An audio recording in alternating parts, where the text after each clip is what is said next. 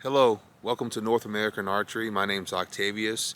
Today I want to talk to you about handling bow hunting failure. How do we handle bow hunting failure in a world that says that if you fail, it's a bad thing? Well, if you have bow hunted for any extended period of time, you will find that you will fail a lot of times more than you would succeed. What do I mean by that? What I mean by that is, let's say a buck comes behind you and he wins you. That would be a failure. Let's say that you are taking a shot and you shoot over the back of an animal. That would be a failure. Let's say you fall asleep in a tree stand or a blind and the deer walks right in front of you, and by the time you actually can get a shot, it's too late. That would be a failure. Anytime we don't succeed, we fail. And that's okay. We can learn from failure. Now, I'm able to talk this way because I waited several hours after missing a layup shot on a decent buck. The buck wasn't a huge buck, but considering I live in North Texas and I'm hunting on my property here in North Texas, and the bucks here are typically, nice rack bucks, but the bodies are very small. I'm originally from the Midwest in Indiana, and so being from Indiana, I'm able to hunt some massive, massive bucks at times. But here in northern Texas, over the years, if I can harvest an 8-point buck with a decent body, I will take it any day of the week. And this buck was a 6-point buck, but like I said, considering that I have not shot a deer all season in Texas, I wanted to make this shot. Well, let me tell you something. Even though this was a layup shot this morning and I didn't make that shot, doesn't mean that I don't know how to hunt, right? But in that moment, it definitely felt like I didn't know how to hunt, because when the buck is literally 10 yards from your stand and you practice all year like me, it's no longer about, oh, maybe my form wasn't right. Oh, maybe I didn't do this or didn't do that. It's more on nerves. And so let me show you real quick on how close to the stand he actually was. Let me move the camera some.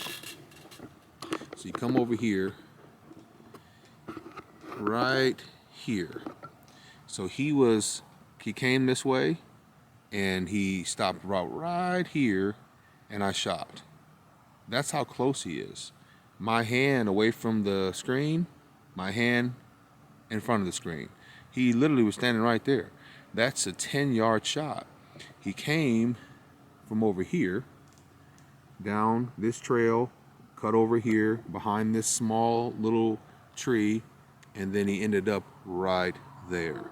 I haven't had a shot on this property like that in a long, long time, and he surprised me because he came in over here, and they normally don't do that because I have trails come through this woods over here. But anyways, he came from this trail, and then by the time I saw him, he was right here, and then he almost saw me, but I was able to blend in with the tree, and then he came right here, stopped, and then I waited, and then he stopped about right there, and then I tried to take the shot. My arrow is still down there. I'm gonna check it for blood, but I'm pretty sure I shot right over his back at 10 yards. So I say these things to you guys, and I want to be transparent as possible because I want you to understand that it's okay to have failure when bow hunting. Now, why did I miss the shot? Number one, I rushed the shot. Number two, because I was getting ready to spook him because he saw me as soon as I went back to full draw, I didn't focus on the spot, I was focusing on his behavior.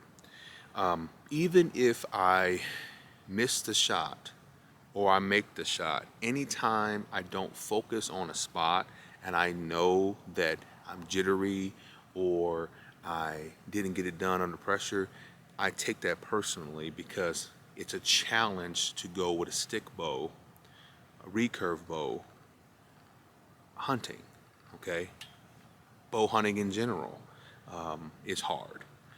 So anytime you have an opportunity to get it done and you don't because of one of the fundamentals you've worked on all year has not occurred in that moment, you take it kind of hard. So I just want to tell you guys that the way to get over this is kind of like sports. I don't know if some of you played sports before, but I have. If you're throwing a football, catching a pass, trying to shoot a free throw, make a layup, slam dunk a basketball, make a give me putt, whatever sport you were in, if you didn't get it done when you had to get it done under a pressure situation, the first thing your coach or somebody on your team or hopefully yourself said was, next time I'm gonna get it done. I can't control what just happened, but I can learn from what happened. Okay, you got to shake the dust off of you and get yourself up and go back at it. And so that happened this morning about 7:30. Right now it's about 10 o'clock. So I waited several hours before I made this video so I could calm down, I could clear my head, and give another opportunity for the Lord to bring me another buck or doe. This morning I prayed when I got in the deer stand. I said, Lord, give me some action this morning because I don't hunt this stand a whole lot. I usually hunt back home in Indiana. And so here I am hunting this morning, seen a doe this morning, and I seen a buck. And the doe winded me, okay? Wasn't ready. I was trying to grab some coffee, another failure, just to be transparent. And she was coming from over here on that side.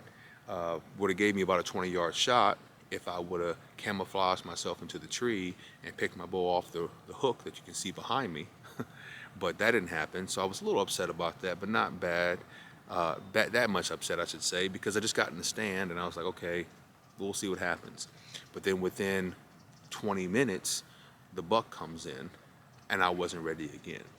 And so I don't know what I was thinking this morning. Maybe I wasn't expecting to see anything since it's been a while since I hunted this stand at my home here in Texas. But the thing is that I gotta expect if I go out hunting, I'm going to get it done, and I gotta be alert all times. If not, it's not willing. I shouldn't even bother, I should say, getting into a tree stand.